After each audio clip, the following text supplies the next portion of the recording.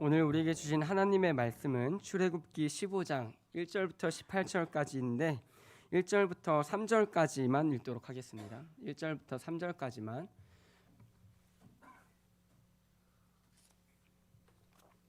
우리 3절밖에 되지 않기 때문에 우리 함께 한 목소리로 읽도록 하겠습니다. 이때에 모세와 이스라엘 자손이 이 노래로 여호와께 노래하니 일러스되 내가 여호와를 찬송하리니 그는 높고 영화로우시며 말과 그 탄 자를 바다에 던지셨음이로다. 여호와는 나의 힘이요 노래시며 나의 구원이시로다. 그는 나의 하나님이시니 내가 그를 찬송할 것이요 내 아버지의 하나님이시니 내가 그를 높이리로다. 여호와는 용사시니 여호와는 그의 이름이시로다. 아멘. 제가 잠시 기도하겠습니다. 하나님 아버지 감사합니다. 우리로 남은 자 이긴 자 승리한 자 되게 하여 주시고 우리가 감히 꿈꿀 수 없던 그 하나님 나라를 꿈꾸게 하여 주시고 죄인으로 영영이 살 수밖에 없던 우리를 예수 그리스도로 말미암아 의인의 자리로 불러주신 그 은혜의 감격과 감동을 잊지 않게 하여 주시옵소서. 교만한 자리에 서지 않게 하시고 하나님 앞에서 겸손한 자의 그 자리에 내가 앉게 하여 주시옵소서. 주님, 사랑받는 자 되되 동정받는 자 되지 않게 하여 주옵시고 사랑받는 자리에서 아버지께 모든 것을 다할 수 있는 주님의 자녀 되게 하여 주시옵소서. 감사드리며 예수님의 이름으로 기도합니다. 아멘. 이 같은 정인데 이 애정과 동정에는 분명한 차이가 있습니다. 애정을 받는 사람도 긍휼함을 입고요, 동정을 받는 사람도 긍휼함을 입습니다. 자신이 애정하는 사람에게도 마음을 쏟을 수 있지만 동정하는 사람에게도 마음을 쏟을 수 있습니다. 하지만 이 애정과 동정의 결과는 같고 비슷해 보일지언정 이 애정하는 사람에게 대하는 것과 동정하는 사람에게 대하는 것은 분명히 다릅니다. 전 이 예배가 하나님이 애정하시는 자들의 예배가 되기를 축원합니다. 그저 값싼 동정으로, 그리고 그 결과는 똑같을 것입니다. 긍휼함을 얻을 것입니다. 그러나 하나님이 우리를 보실 때에 가엾어서 주시는 은혜에도 감사하지만 하나님이 우리를 사랑하셔서 주는 은혜가 이 시간 우리에게 충만히 있기를 축원합니다. 출애굽기 15장 1절 18절을 원래 다 읽으려다가 그렇게 되면 이제 시간이 또 너무 길어질 것 같아서 1절부터 3절까지만 읽었습니다. 오늘 읽은 이 본문은 이 14장에 우리가 알다시피 이 앞선 내용에서 이 드디어 출애굽을 해서 이제 하나님이 인도하시는 그 길로 가는 과정 가운데 이제 다시 그 파라오가, 이 바로 왕이, 하나님이 바로 왕의 마음을 강팍하게 하셔서 그들을 다시 추격하러 이제 잡으러 나옵니다. 그게 14장의 내용이에요. 14장 6절부터 8절 우리 함께 읽도록 하겠습니다. 바로가 곧 그의 병거를 갖추고 그의 백성을 데리고 갈새 선발된 병거 600대와 애굽의 모든 병거를 동원하니 지휘관들이 다 거느렸더라. 여호와께서 애굽 왕 바로의 마음을 완악하게 하셨으므로 그가 이스라엘 자손의 뒤를 따르니 이스라엘 자손이 담대히 나갔음이라. 아멘. 이 하나님이 바로의 마음을 강팍하게 하셔서, 완악하게 하셔서 자신이 방금 그 자신의 아들을 잃었음에도 불구하고 그 이스라엘 백성을 다시 모든 병력을 다 투자해서 쫓아오는 내용이 14장 초반부에 이제 시작됩니다. 근데 처음에는 이스라엘 자손이 담대히 그 출애굽을 했습니다. 이 담대히 나갔음이라는 게 이제 손을 들다라는 그 히브리어 원어로는 손을 들고 이제 나갔다, 그 얘기로 적혀 있는데요. 근데 이 다시 닥친 문제가 뭡니까? 여태까지 노예로, 포로로 살던 그 인생 가운데 하나님의 말씀과 하나님의 기적으로, 그리고 모세라는 이 선지자, 이 한 사람을 통하여서 출애굽을 이스라엘이 방금 했는데 나가자마자 이 바로의 마음이 바꾼 거예요. 아니, 하나님이 그 마음을 그대로 완악한 마음 그대로 내버려 두신 거예요. 그러자 바로가 어떤 선택을 합니까? 방금까지 자기의 아들이 죽었음에도, 그리고 자기 나라에 10가지 재앙이 닥쳤음에도 내가 그들을 다시 잡아오겠다 하고 추격을 하는 겁니다. 그래서 백성들이 이런 불평을 터뜨려요. 우리를 광야에서 죽게 하려고 이렇게 내보냈느냐? 우리가 차라리 다시 애굽으로 돌아가자. 다시 애굽으로 돌아가자. 이 고백을 모세 앞에서 백성들이 합니다. 근데 이 고백이 어떤 내용을 쭉 이끌어 가냐면 광야 생활 가운데에 모든 이스라엘의 그 고백들. 하나님이 은혜를 주실 때는 잠깐 기뻐해요. 출애굽했을 때 잠깐 기뻐해요. 담대히 나아갔어요. 근데 자신 앞에 불평스럽고 환란이 닥쳤을 때에 그들이 끊임없이 반복한 게 무엇이에요? 우리를 왜 이곳까지 나와서 죽게 하려고 했느냐? 너의 하나님은 어디 있느냐? 모세여, 너의 하나님은 어디 있느냐? 그 불평이 이스라엘 인생 가운데 끊임없이 반복되거든요. 그 반복되는 장면의 시초가 여기 나타납니다. 출애굽기 14장 13절부터 14절이에요. 제가 읽겠습니다. 모세가 백성에게 이르되 너희는 두려워하지 말고 가만히 서서 여호와께서 오늘 너희를 위하여 행하시는 구원을 보라. 너희가 오늘 본 애굽 사람을 영원히 다시 보지 아니하리라. 여호와께서 너희를 위하여 싸우시리니 너희는 가만히 있을지니라. 아멘. 이 말씀이 그대로 이루어집니다. 모세에게 하나님이 명령하셔서 바다 위에 손을 펴라고 하십니다. 그때 어떤 일이 벌어집니까? 그 바다가 갈라지는 거예요. 그리고 이스라엘 백성들이 그 바다 아랫길을 걷기 시작합니다. 지나가기 시작해요. 이스라엘 백성이 불평과 불만 가운데 있었지만 하나님은 그들 가운데에 이 바다를 건너는 기적을 일으키십니다. 그리고 모세는 그 기적이 일어나기 전에 하나님께서 너희를 위하여 지금까지 싸워 오셨던 것처럼 이제 다시 싸우실 것이다 라는 믿음의 고백을 합니다. 그 결과가 무엇입니까? 14장 29절부터 31절입니다. 우리 함께 읽겠습니다. 그러나 이스라엘 자손은 바다 가운데를 육지로 행하였고 물이 좌우에 벽이 되었더라. 그 날에 여호와께서 이같이 이스라엘을 애굽 사람의 손에서 구원하심에 이스라엘이 바닷가에서 애굽 사람들이 죽어 있는 것을 보았더라. 이스라엘이 여호와께서 애굽 사람들에게 행하신 그 큰 능력을 보았으므로 백성이 여호와를 경외하며 여호와와 그의 종 모세를 믿었더라. 아멘. 그 후의 내용, 이제 오늘 자신들의 눈으로 다 본 거예요. 자신들은 바다 아랫길을 걸어왔는데 우리가 지나고 나서 애굽 군대들이 쫓아올 때 하나님이 그 벽을 다시 덮으신 거예요. 그리고 자신들의 눈으로 방금까지 자신이 걸어왔던 그 길들이 바다로 다 덮여 있고 그 위에는 시체들과 병거 이런 것들이 떠서 다 죽어 있게 된 거예요. 그 결론이 무엇입니까? 백성이 여호와를 경외하며 여호와와 그의 종 모세를 믿었더라. 근데 그 앞에 한 어절이 더 붙어 있어요. 그 큰 능력을 보았으므로. 애굽 백성들이, 애굽 군대가 자신들을 쫓아올 때에 그들은 바로 불평을 했어요.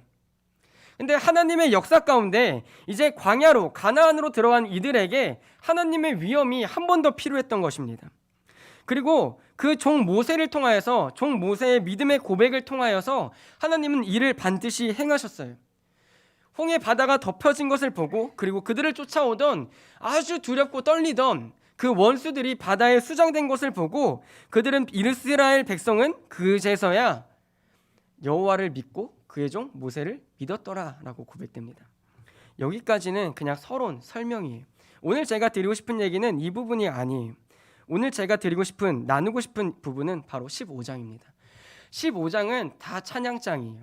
모세의 노래, 그리고 마지막에 미리암의 노래. 그럼 왜 이들이 노래를 불렀을까? 이것에 저는 관심이 있거든요. 첫 번째는 그들이 여호와의 능력을 봤기 때문이에요. 모세나 이스라엘 백성이 여호와의 능력을 봤어요. 그들을 쫓아오던 원수들이 다 바다에 수장된 것을 봤어요.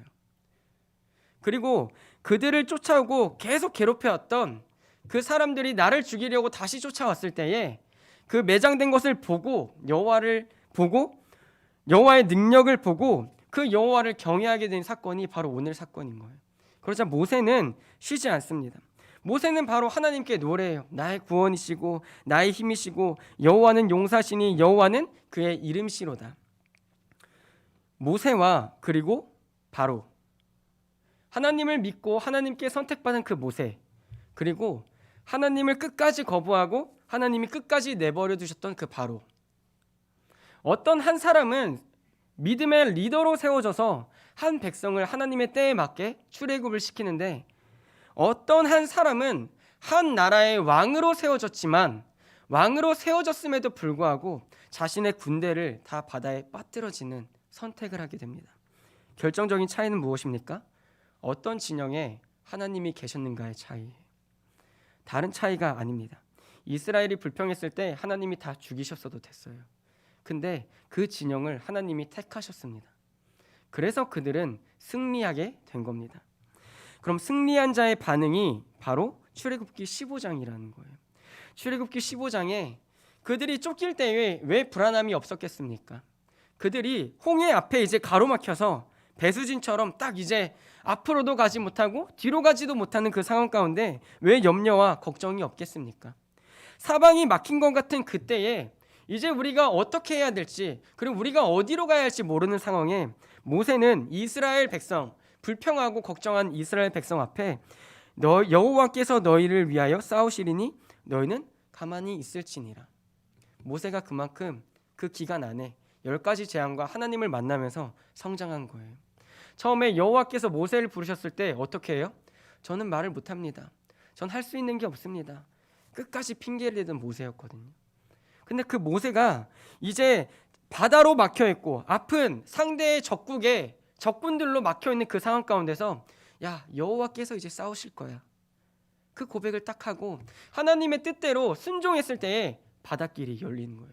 도저히 열릴 수 없고 도저히 열려서 안 되던 그 바닷길, 자연적인 형상으로는 열려서도 안 돼요. 근데 그 하나님, 세상을 만드신 그 여호와께서 칼을 드시고 이스라엘 진영에 쓰셔서 애굽을 치시는 사건이 바로 이 홍해 사건입니다.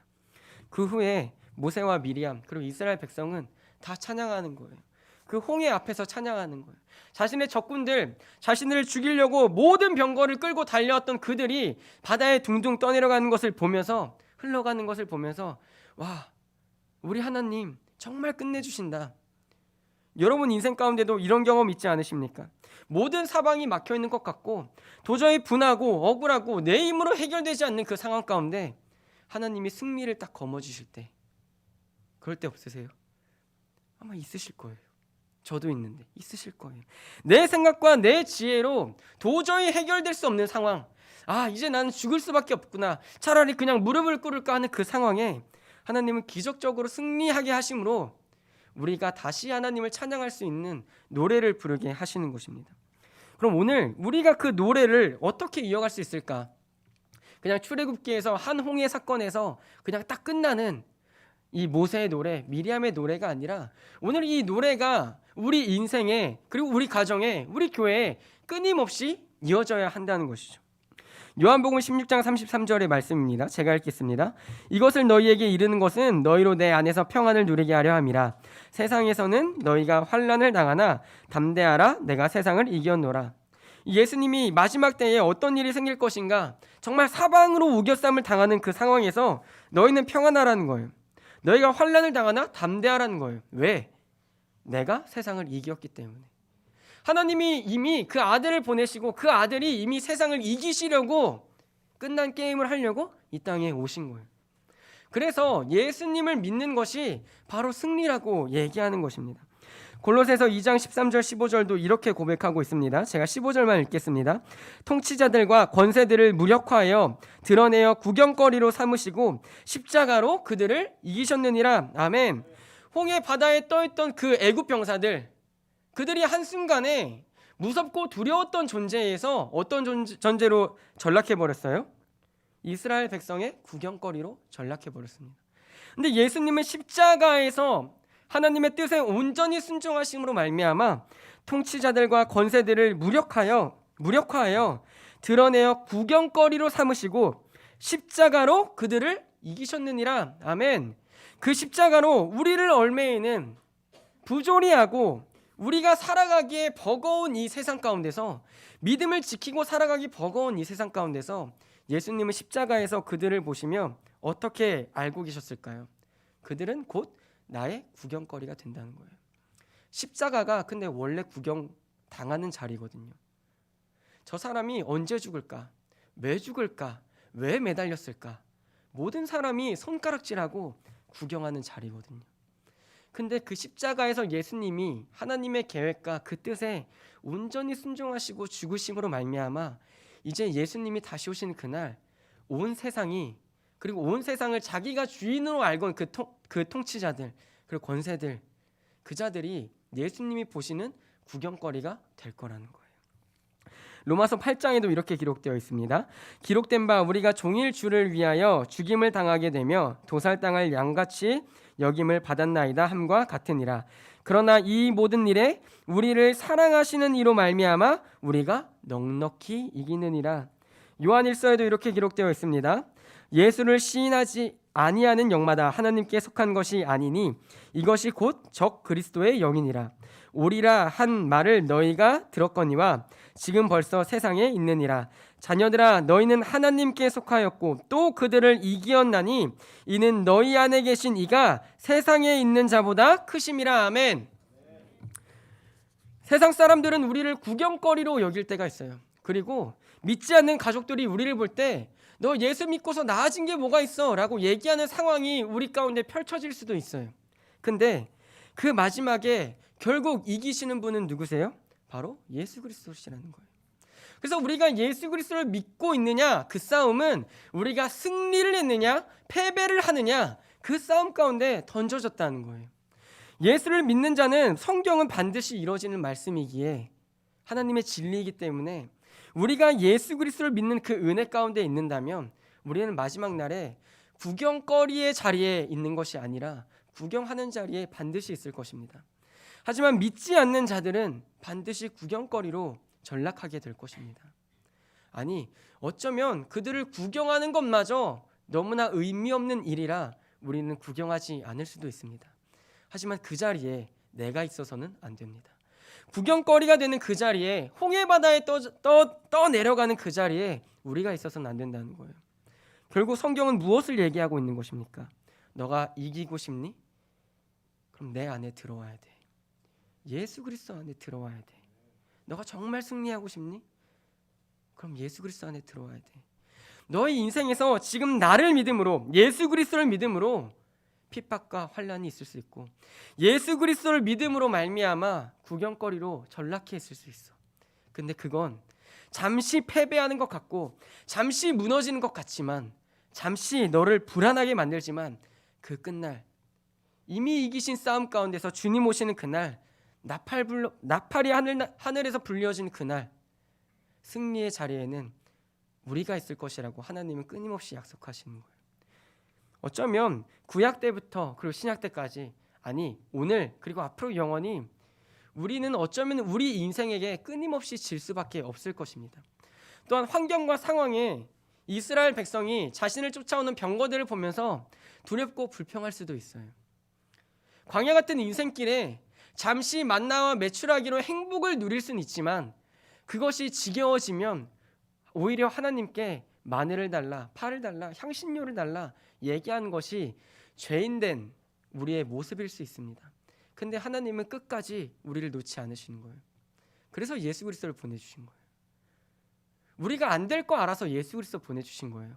우리가 될 거 알았으면 자신의 아들 보내주시지 않았을 거예요. 근데 끝까지 가도 안 될 거 아니까 예수 그리스도를 보내주심으로 이제 됐다라고 얘기하신 거거든요. 그래서 십자가에서 예수님이 다 이루었다 얘기하시잖아요. 다 이루었어, 이제 믿기만 하면 돼. 아니, 우리가 믿지 않을 것도 알아서 하나님은 믿음을 선물로 주시는 거예요. 우리에게 있는 것, 우리에게 있는 믿음, 우리에게 부어주신 은혜 결코 값싸지 않습니다. 자신에게 있는 그 믿음이 결코 값싸지 않아요. 값싼 걸로 여기는 자 되지 않기를 축원합니다. 정말 그리 돼야 돼요. 그럼 우리가 이제 은혜를 받고 예수 그리스도 안에서 함께 승리한 자라면, 예수 그리스도 안에서 함께 승리한 자라면, 아니 그리스도께서 승리하신 그 승리를 전가받은 주님의 자녀들이라면 우리의 사명은 무엇인가? 스바냐 3장 14절 20절 우리 함께 읽도록 하겠습니다. 함께 읽겠습니다. 시온에 따라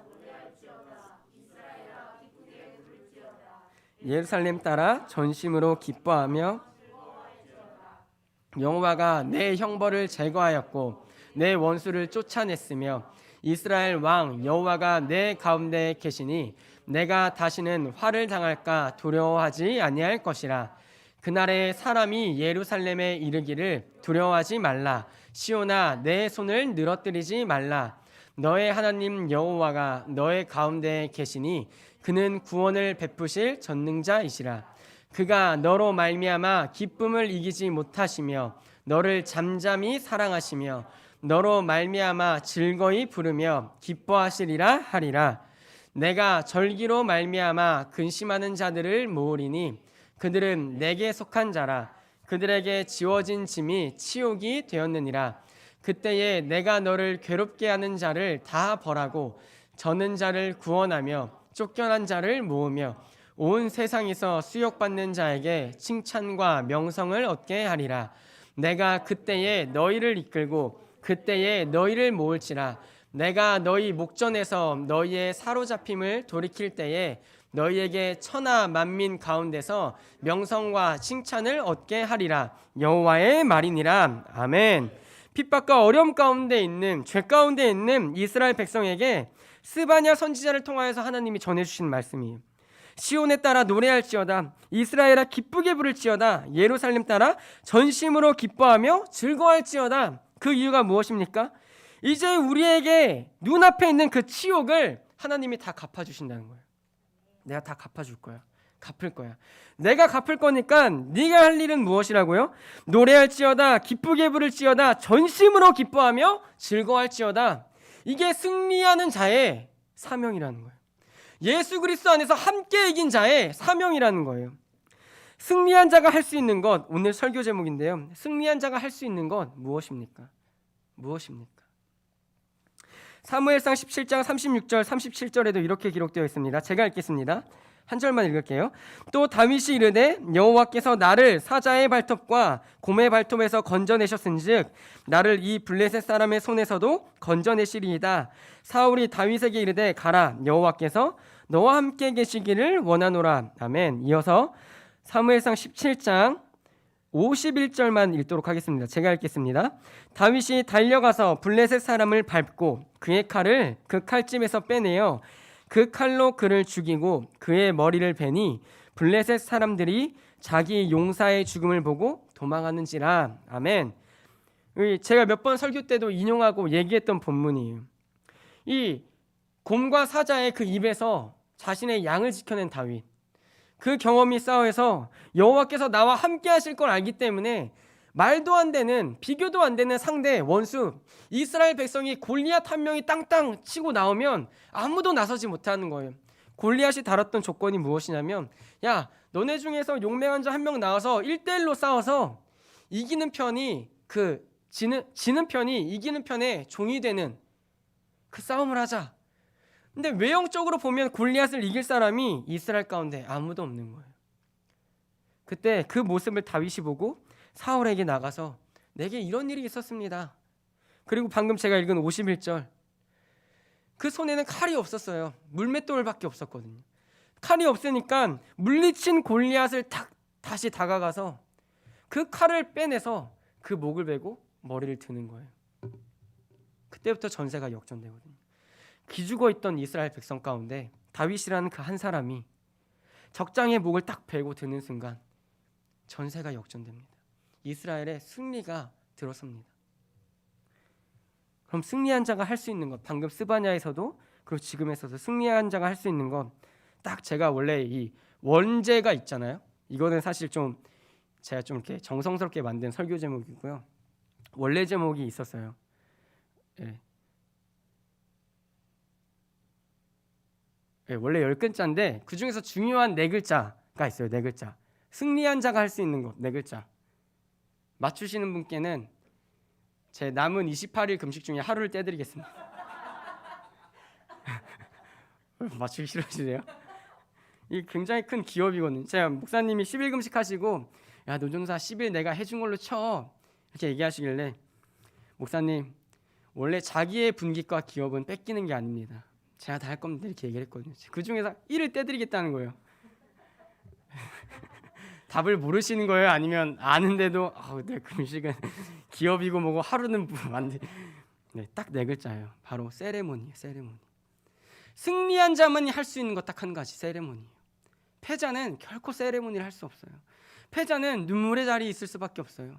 분하고 원통함과 억울함, 그리고 내가 왜 이기지 못했을까 하는 그 자리에 눈물밖에 남을 수 없어요. 근데 승리한 자만이 할 수 있는 것 딱 한 가지, 바로 세레모니예요. 승리한 자만이 할 수 있는 것. 왜 15장을 제가 왜 본문으로 택했는가? 승리했거든요. 여호와의 힘으로, 여호와의 능력으로, 여호와의 영광으로 이길 수 없는 그들을 하나님이 이기셨거든요. 그래서 모세는 그래서 찬양할 수 있었던 거예요. 그게 세레모니거든요.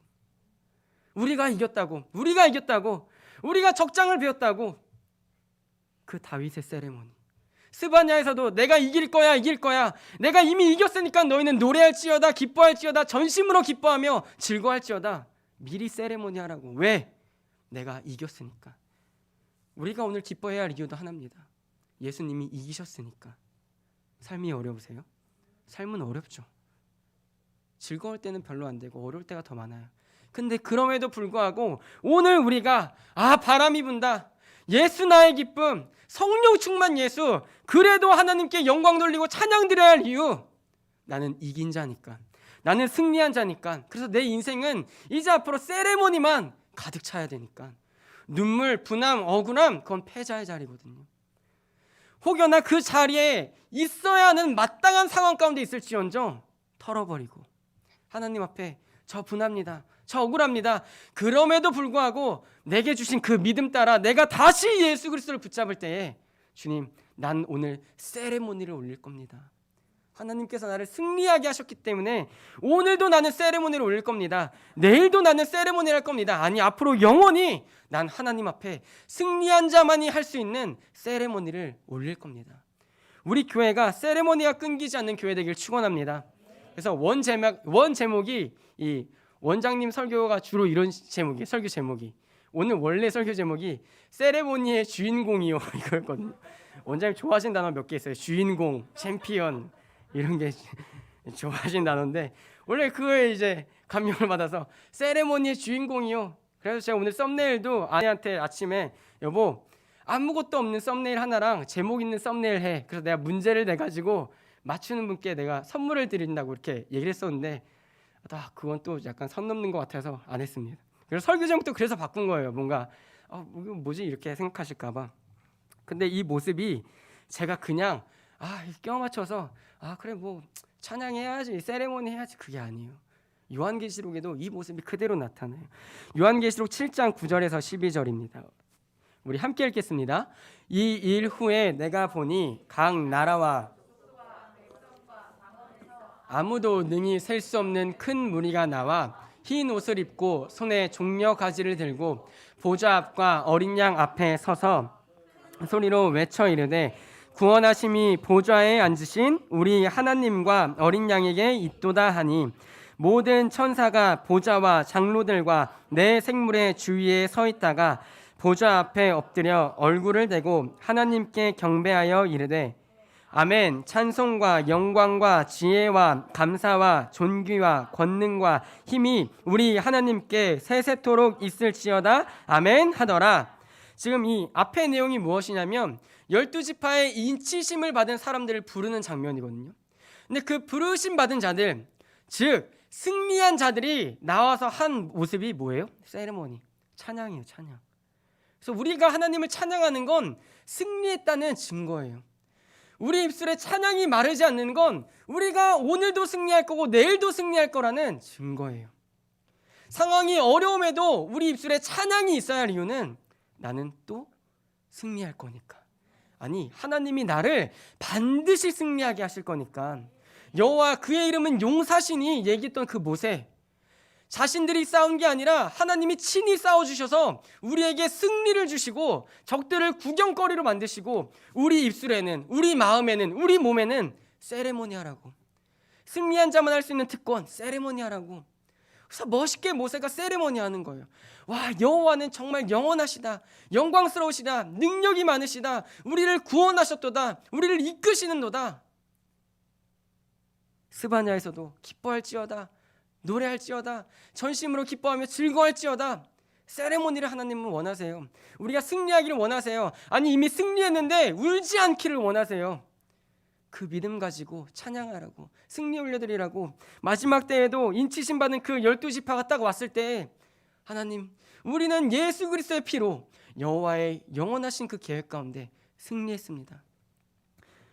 찬송과 영광과 지혜와 감사와 존귀와 권능과 힘이 우리 하나님께 세세토록 있을지어다. 아멘 하더라. 이게 승리한 자의 세레모니예요. 또 다른 것도 살펴보실까요? 요한계시록 19장 1절에서 6절입니다. 제가 읽겠습니다. 이 일 후에 내가 들으니 하늘에 허다한 무리의 큰 음성 같은 것이 있어 이르되 할렐루야, 구원과 영광과 능력이 우리 하나님께 있도다. 그의 심판은 참되고 의로운지라. 음행으로 땅을 더럽게 한 큰 음녀를 심판하사 자기 종들의 피를 그 음녀의 손에 갚으셨도다 하고, 두 번째로 할렐루야 하니 그 연기가 세세토록 올라가더라. 또 24장로와 네 생물이 엎드려 보좌에 앉으신 하나님께 경배하여 이르되 아멘 할렐루야 하니, 보좌에서 음성이 나서 이르시되 하나님의 종들 곧 그를 경외하는 너희들아, 작은 자나 큰 자나 다 우리 하나님께 찬송하라 하더라. 마지막 절 함께 읽겠습니다. 또 내가 들으니 허다한 무리의 음성과도 같고 많은 물소리와도 같고 큰 우레소리와도 같은 소리로 이르되 할렐루야, 주 우리 하나님 곧 전능하신 이가 통치하시도다. 아멘. 이 19장 앞에 내용 18장은 그 음녀 바벨론이 심판을 당하는 장면이거든요. 근데 그 장면을 보고 그 피를 갚으신 하나님을 보면서 하나님의 백성들, 승리한 하나님 나라의 백성들이 하나님께 찬양하는 거예요. 할렐루야, 두 번째로 할렐루야, 마지막에도 할렐루야, 할렐루야, 할렐루야, 할렐루야. 전 그거를 세레모니라고 표현하고 싶은 거예요. 승리한 자들이 할 수 있는 유일한 세레모니. 그 세레모니가 뭐예요? 바로 찬양이라는 거예요. 우리 하나님이 이기셨음을 이 땅 가운데 우리가 선포하는 거예요. 하나님이 이기신 것처럼 나도 이길 거라는 그 선포, 그게 바로 찬양이라는 거예요. 우리가 마지막 날에 가서도 할 유일한 세레모니, 할렐루야, 할렐루야, 할렐루야. 모든 영광이 하나님께 있습니다. 내가 이긴 것, 내가 싸워서 이길 수 없는 그 애굽 군대와 같거든요. 그냥 빨리 무릎 꿇고 다시 들어가자고 하고 싶은 게 상대 적군이거든요. 무릎 꿇으면 좀 더 편해질 것 같은 게 원수 마귀거든요. 근데 하나님은 무릎 꿇지 말라는 거예요. 오히려 모세에게 믿음을 주셔서 이렇게 고백하라는 거예요. 여호와께서 이제 너희를 위하여 싸우시는 것을 봐라. 그리고 15장에 여호와는 용사시니, 여호와는 용사시니, 너희를 구원한 자 여호와시다. 미리암도 너희를 구원하신 분 여호와시다. 너희는 승리한 자녀들이야. 너희는 승리할 자녀들이야. 너희들이 할 거는 세레모니 외엔 없어. 울지 마. 슬퍼하지 마. 패배감에 좌절감에 빠져있지 마. 내가 너희를 반드시 승리하게 할 거야. 반드시 이기는 자의 자리로 가게 할 거야. 그래서 우리가 할 수 있는 선택지는 딱 하나예요. 하나님께 세레모니 올려드리는 거예요. 이 세레모니 어느 때 많이 봐요? 이 축구 경기에서 골을 넣고 내가 골 넣었다고 그 기쁨과 환희를 드러내는 게 세레모니잖아요. 또 제가 좋아하는 그 격투에서도 이 진 사람은 이 딱 힘이 다 빠지니까 바닥에 털푸덕 앉아 있거든요. 그럼 코치들이 와서 막 그냥 수고했다고 고생했다고 땀만 닦아주고 끝이에요. 근데 이긴 사람은 막 철장을 흔들고 그 펜스 위에 올라가가지고 내가 이겼다고 뭐 잘 마이크에 들어오질 않는데 막 영어로 막 하거든요. 내가 이겼다고. 그게 세레모니예요. 그 이김의 기쁨, 승리의 기쁨, 그 기쁨이 우리 교회에 영영이 있기를 축원합니다. 날마다 끊이지 않기를 축원합니다. 근데 이 승리가 교회에만 있는 건 아니라 우리 가정에도 넘치길 축원합니다. 아니, 가정에 넘치고 넘쳐서 우리 이웃들에게도 선포되는 세레모니가 되길 축원합니다. 오늘 우리가 예수 그리스도를 믿고 따라간다고 살아갈 때는 결코 쉽지 않아요. 막막하고 어려울 때가 더 많아요. 근데 그럼에도 하나님은 원하시는 거예요. 내 자녀가 세레모니 하기를 원하는 거예요.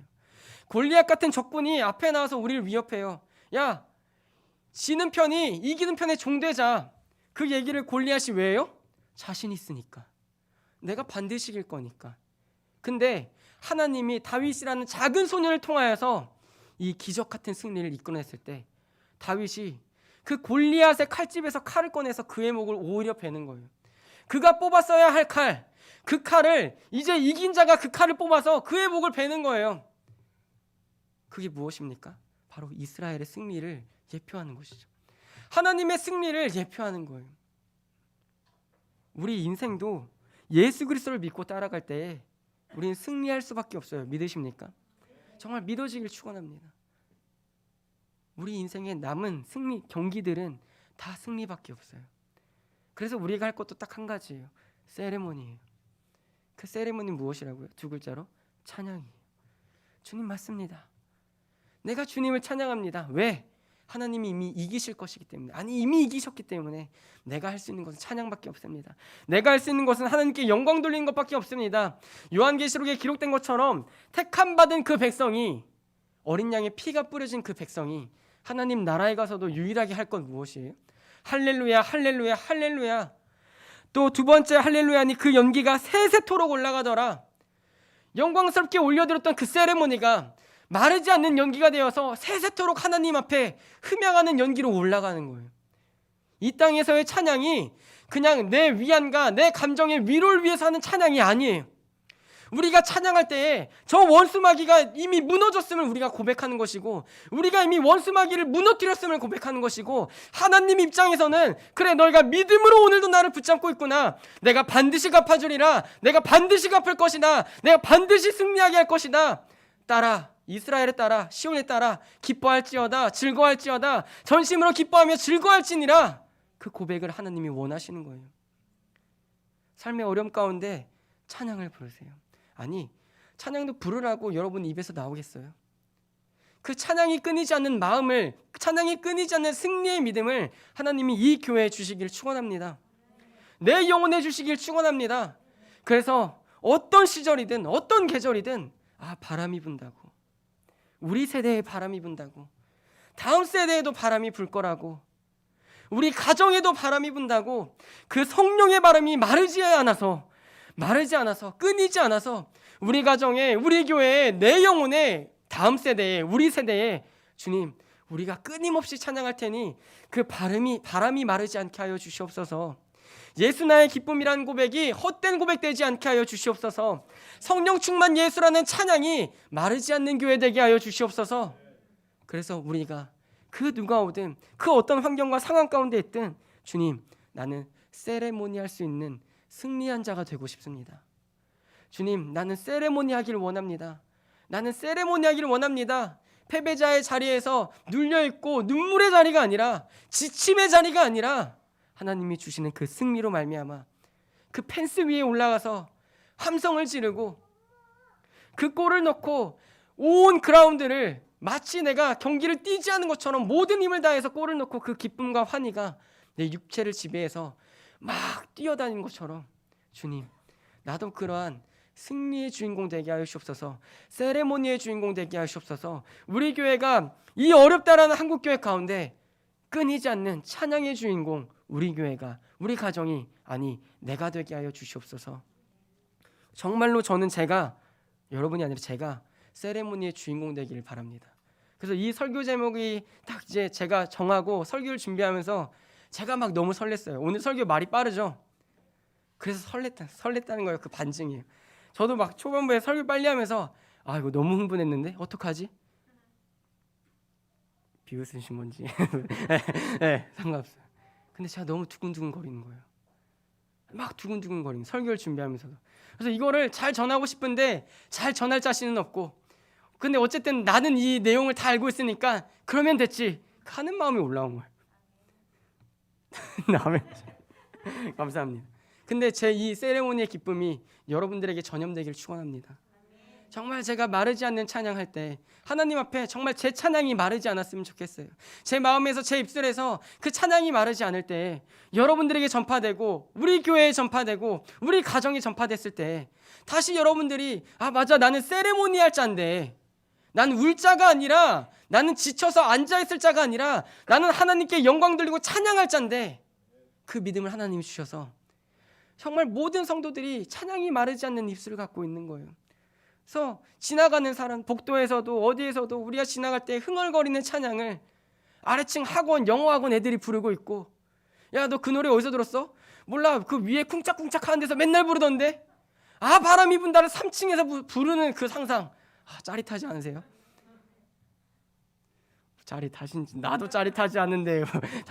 근데 그 찬양 어디서 부르는 거야? 그 노래 어디서 배운 거야? 몰라, 우리 상가 4층에서 맨날 바람이 분다 부르던데. 그래서 전파되길 축원합니다. 그리고 마지막 날에 저는 반드시 하나님 나라 가야 되거든요. 목사님은 못 가셔서 저는 가야 돼요.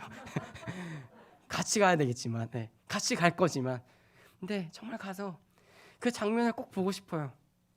내가 삶의 모든 그 과정 가운데 하나님이 함께 하셔서 승리할 수밖에 없던 그 인생 끝에 정말 승리해서 하나님 나라의 골인 딱 골을 하고 그 하나님 나라에서 내가 올려드릴 수 있는 그 세레모니. 할렐루야, 할렐루야, 할렐루야. 정말 찬양하실 분, 찬양 받으실 분 하나님밖에 없습니다. 세세토록 끊이지 않는 연기가 내 입술의 고백이 되어서 하나님 앞에 끊임없이 올라가는 거예요. 할렐루야, 할렐루야, 할렐루야. 오늘 우리가 부르는 찬양이 마르지 않는 연기 되기를 바랍니다. 하나님이 기뻐하시는 세레모니 되기를 원합니다. 우리 인생의 참된 승리로 말미암아 하나님께 영광스러운 찬양 올려드릴 수 있는 교회 되기를 축원합니다. 우리 말씀을 마치면서 이 하나님의 나팔 소리